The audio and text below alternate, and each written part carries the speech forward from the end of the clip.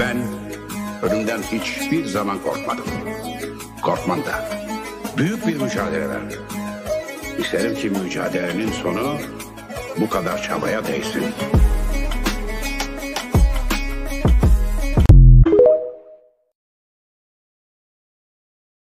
Sonra birden her şey bitti.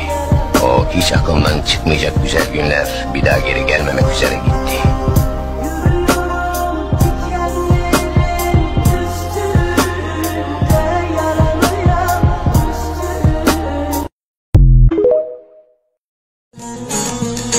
Korkum yoktur hiç gördüğümden, rahatsızlarmış varlığımdan, hakkın yolunda yürüdüğümden. Ya şehit ya gazi hiç sonunu düşünmem, eğmediğim başımı kelle almadan vermem. Ya şehit ya gazi hiç sonunu düşünmem, eğmediğim başımı kelle almadan vermem.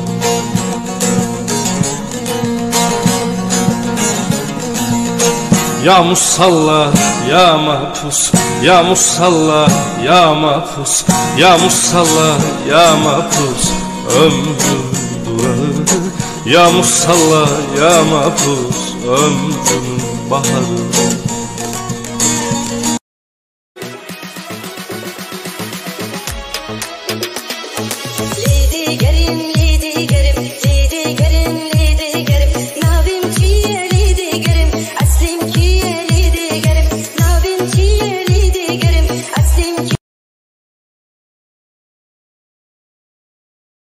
Benim adım Zaza Şehmuz. Allah affeder ben etmem. Şunu bastım mı deler geçerim. Delik açtırmaya niyetli olan varsa devam edelim.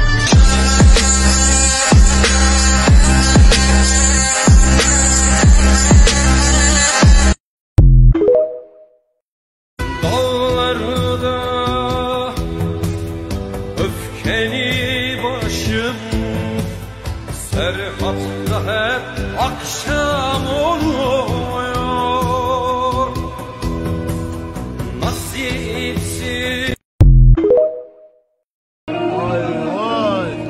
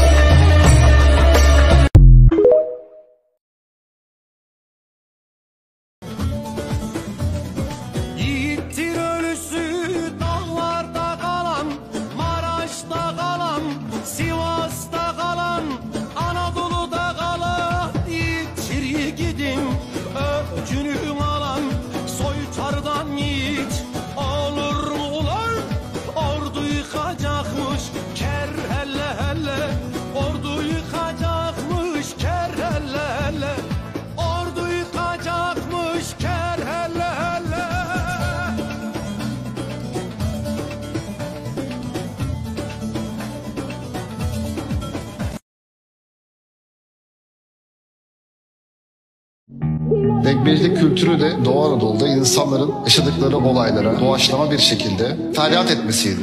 Biz kasreti edep yaşarız, belki sepet taşırız, belki de alırız zamana geriye, kuşumuz kafeste kalır. Gezme şirinmiş